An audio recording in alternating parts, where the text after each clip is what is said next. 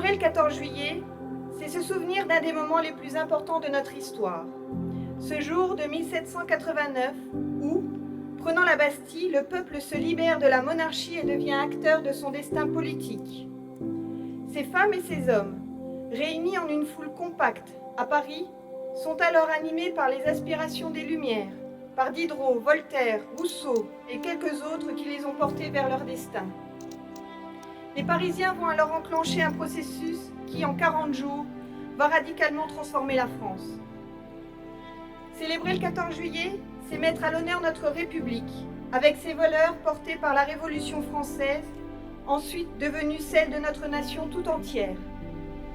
Cela veut dire qu'à cet instant, sur cette esplanade, nous avons la volonté collective de perpétuer les idéaux de la République, la liberté, l'égalité, la fraternité, mais aussi l'esprit de solidarité, le désir de justice sociale et la volonté de paix perpétuelle entre toutes les nations.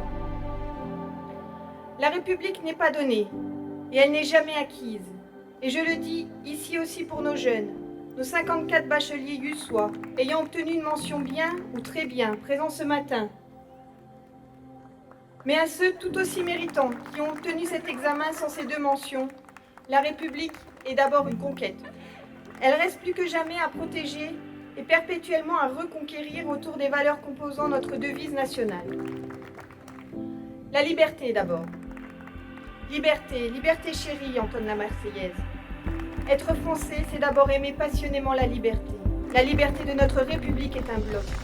C'est la liberté de participer au choix de ses dirigeants et donc le droit de vote, mais qui est indissociable de la soumission au verdict des urnes, à les libertés collectives du peuple. C'est la liberté de conscience, et en particulier la laïcité, ce régime unique au monde qui garantit la liberté de croire ou de ne pas croire, mais qui n'est pas séparable d'une liberté d'expression, allant même jusqu'au droit au blasphème. Être français, c'est défendre le droit de faire rire, la liberté de railler, de moquer, de caricaturer, dont Voltaire soutenait qu'elle était la source de toutes les autres. Être français, c'est être toujours du côté des combattants de la liberté, comme les forces de l'ordre, les sapeurs-pompiers ou encore les militaires qui, bien souvent au péril de leur vie, font face, surtout lorsqu'à travers le monde, les tensions géopolitiques s'accentuent et les difficultés sociales grandissent. L'égalité ensuite.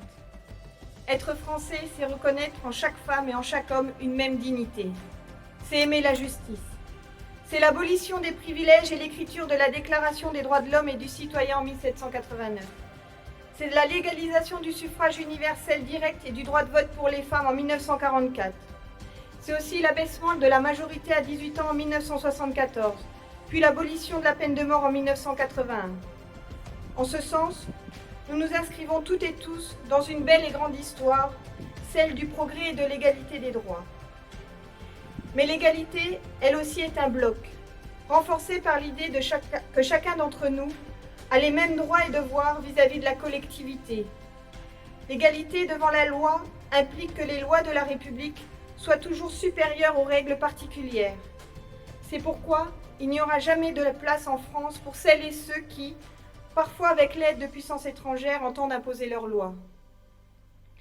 Nous sommes, à notre niveau aussi, les continuateurs d'une marche encore inachevée vers l'égalité concrète et effective. Léon Gambetta, en sauvant la République en 1870. Marie Curie, qui permettra aux femmes d'abandonner leur casserole pour accéder à la Sorbonne. Ou encore Charles Péguy, ont porté haut la République sociale, avec cette idée simple qu'au fond, chaque citoyen, quel que soit le lieu où il vit, le milieu d'où il vient, doit pouvoir construire sa vie par son travail et par son mérite. Et enfin, la fraternité. Être français, c'est voir en son compatriote plus qu'un semblable. Depuis la prise de la Bastille, notre nation a su si de singulier qu'elle a développé un État-providence, un modèle de protection sociale qui ne laisse personne au bord du chemin. Or, ce système unique au monde ne tient que par les liens toujours fragiles qui nous unissent, aux liens du respect et de la civilité qu'à tout moment, la violence et la haine peuvent briser. C'est pour cela qu'en République, les policiers, les gendarmes, les magistrats, les maires, les élus de la République, plus largement, Toutes celles et ceux qui luttent contre la violence, contre le racisme et l'antisémitisme jouent un rôle déterminant et que, par symétrie, ceux qui s'en prennent à eux doivent être lourdement condamnés. Mais là encore, la fraternité est un bloc. Elle ne peut vivre, perdurer, que si chacun reconnaît l'autre comme digne d'être aidé et accompagné. Elle repose sur chaque citoyen aussi, et pas seulement sur une collectivité qui donnerait des droits.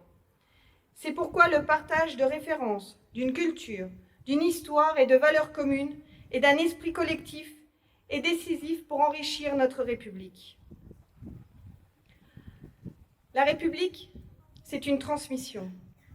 C'est une volonté jamais achevée, toujours à reconquérir, encore plus en ces temps incertains où le conflit ukrainien génère en Europe terreur et tensions entre les peuples, mais également aux États-Unis, où l'interdiction de l'avortement dans certains États est une véritable régression sociale dans le combat mené par le progrès de l'égalité des droits. Si la République tient depuis la Révolution, c'est parce qu'entre ceux qui l'ont rêvé, ceux qui l'ont fait advenir, ceux qui l'ont défendu, parfois dans les heures les plus tragiques de notre histoire, et ceux qui l'ont renouvelé dans le projet européen, il s'est noué entre toutes ces femmes et tous ces hommes une scène des temps qui a traversé les siècles. En ce jour de 14 juillet, c'est à nous, collectivement, de reprendre le flambeau et de faire vivre cette promesse républicaine, malgré la crainte de l'inflation future et la volonté invasionniste d'un dictateur.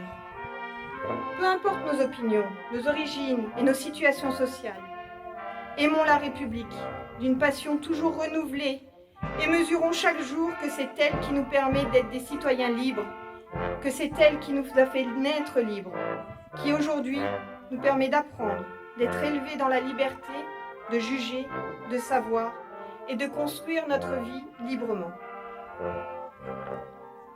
Pour finir, commémorer la fête nationale, c'est aussi l'occasion de se rassembler, de créer du lien et de faire la fête.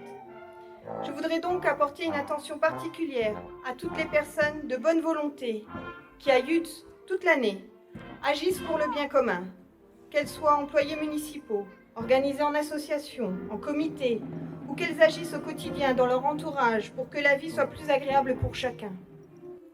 Elles permettent que notre ville soit des plus animées et appréciées du territoire. Été, printemps, automne, comme hiver.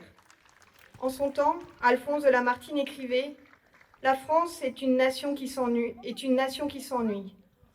Autant vous dire qu'il n'était pas passé à Yutz, tant il y a à faire au sein de notre commune.